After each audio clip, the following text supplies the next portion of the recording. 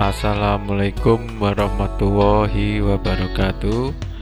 Berjumpa lagi dengan saya Denny dalam tutorial mengenal lingkungan kerja pemrograman Visual Scratch.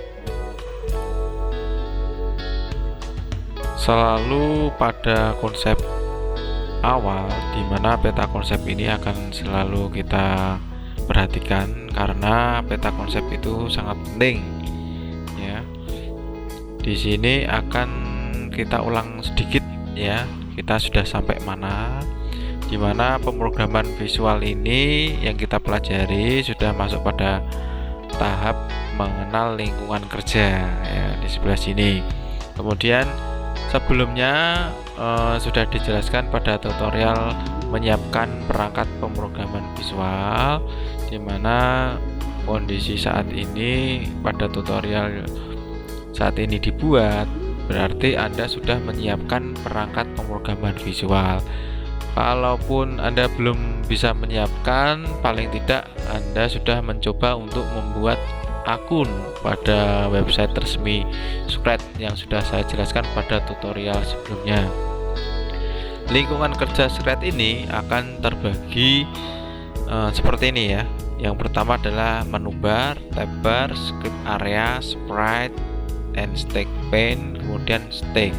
Ya, yang lebih lanjut akan saya jelaskan di slide selanjutnya.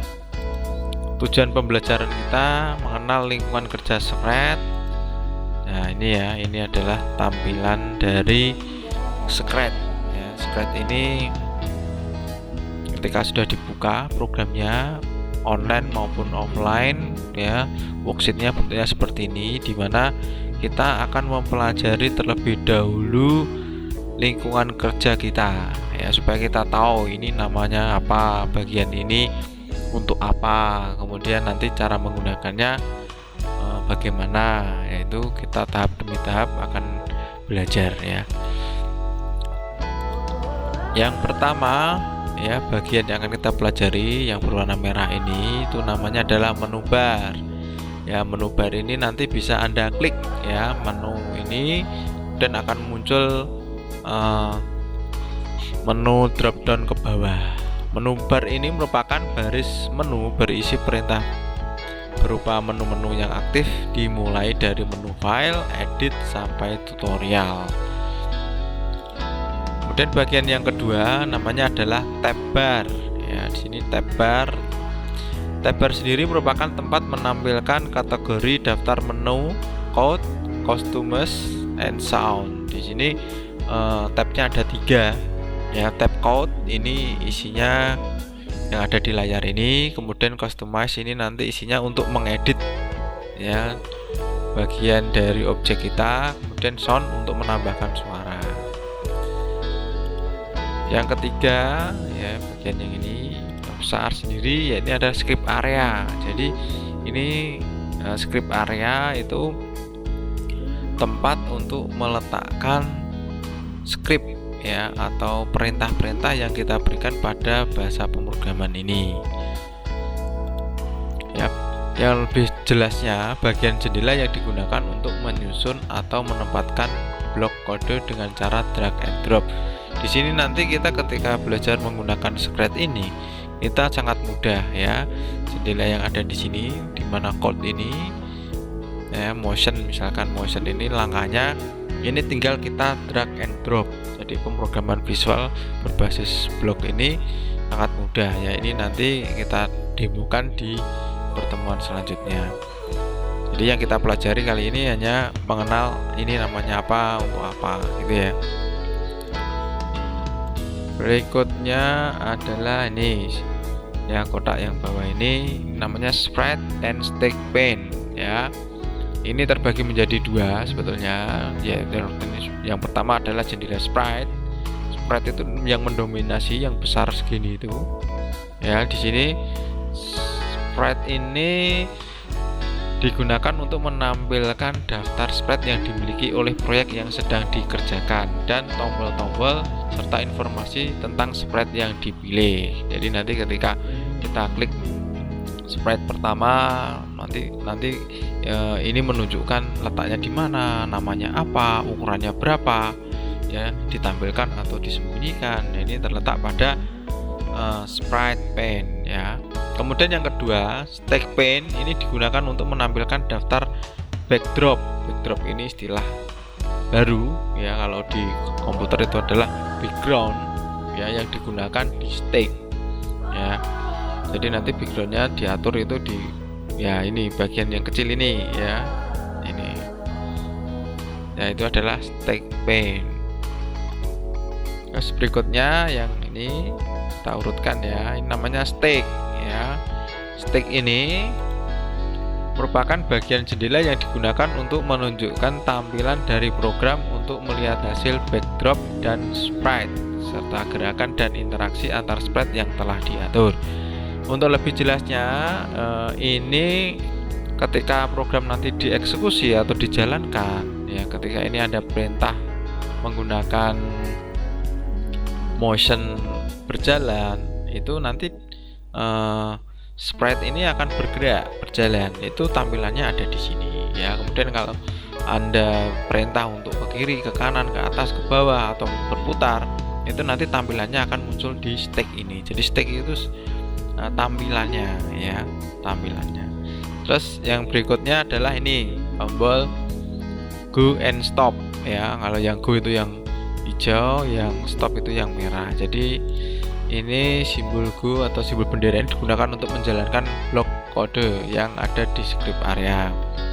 Kemudian yang merah ini tombol stop, ya. Tombol stop digunakan untuk menghentikan, ya. Setelah dieksekusi, kalau ingin dihentikan, ya berarti pakai stop. Jadi nanti stacknya ini ketika Anda jalankan bergerak, kemudian Anda stop, ya berarti akan berhenti. Dan yang terakhir adalah pengaturan jendela, ya, dimana pengaturan jendela ini merupakan bagian untuk mengatur dan menyesuaikan kebutuhan dalam mengatur letak tampilan program. Jadi untuk menyesuaikan kebutuhan Anda ketika layar Anda kurang lebar atau kurang besar, maka bisa dipilih pada bagian ini. Ya, ini di sini saya ringkas, ya, saya ringkas seperti ini, ya. Ini penjelasannya sama persis, ya, hanya beda di sini. Ketika tab bar tadi, tab code itu ini, ya, kita kembali ke sini. Nah, ini atau blok palette terdiri dari blok-blok kode yang dapat di-drag atau ditempatkan di script area. Tambahannya, tab bar ini yang di atas tadi terdiri dari 3. Ini kita jelaskan di slide yang berikut ini, ya. Dan ada lagi tab customize tadi yang sudah saya jelaskan. Di sini digunakan untuk menampilkan pane editor yang untuk mengatur komposisi dari sprite objek kita, ya, diatur, dirubah backgroundnya, warnanya, tulisannya, atau divariasi. Jadi kita pilih yang tab customize. Jadi ini memang tulisannya seperti ini, ya. Nah, ini agak beda dengan yang biasanya, ya. Ini dari sananya tulisannya seperti ini. Dan yang ketiga adalah tab sound yang sudah dijelaskan, yaitu untuk mengatur suara yang digunakan dalam program. Jadi nanti kalau objek pemrogramannya disisipi dengan suara, maka ketika bergerak pengen dikasih suara, maka kita pilih yang tab sound. Kemudian yang keempat ini backdrop ini, tab ini akan muncul ketika backdropnya kita klik atau kita pilih. Ketika belum dipilih, maka backdrop ini, tab ini juga tidak akan muncul, ya. Ini kalau di Office itu biasanya tab format. Begitu ada objek yang kita klik gambar, maka tab format itu baru muncul. Lah, kalau di sini tab yang muncul itu ketika diklik adalah tab backdrop. Ketika backdrop atau backgroundnya kita pilih atau kita klik, maka tab ini baru muncul.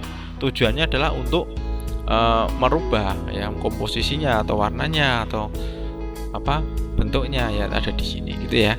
Kemudian ini sama script area yang tadi sudah saya jelaskan, sprite, stack pane, kemudian stack, go and stop, dan yang terakhir adalah pengaturan jendela. Ini sudah saya jelaskan di awal tadi. Jadi saya ingatkan, ini kenapa kok saya tampilkan ini supaya bisa diulang, ya, untuk diulang supaya tidak bingung. Saya sediakan tampilan penjelasan yang lebih detail, gitu ya. Ya, demikian yang bisa saya sampaikan tentang lingkungan kerja pemrograman Visual Scratch. Harapan saya Anda mempelajari pemrograman Visual Scratch urut ya, dari awal mengikuti apa yang sudah saya sampaikan pada tutorial sebelumnya, supaya ketika belajar itu penuh ya. Kemudian ketika kita sudah belajar tentang lingkungan kerja ini, harapan saya ketika kita menunjuk pointer di mana, kita tahu ini namanya apa, fungsinya apa. Kemudian untuk ke depan ketika kita sudah praktek membuat program, Anda sudah bisa menguasai lingkungan ini, Anda lebih jelas ya. Itu dari tutorial dari saya, semoga bermanfaat. Jangan lupa selalu jaga kesehatan, makan makanan bergizi, jaga 5M ya, dan selalu berdoa semoga pandemi ini lekas berakhir. Jangan lupa Anda like, share, and subscribe video ini sebagai bentuk dukungan Anda pada channel saya. Semoga bermanfaat. Saya akhiri. Wassalamualaikum warahmatullahi wabarakatuh.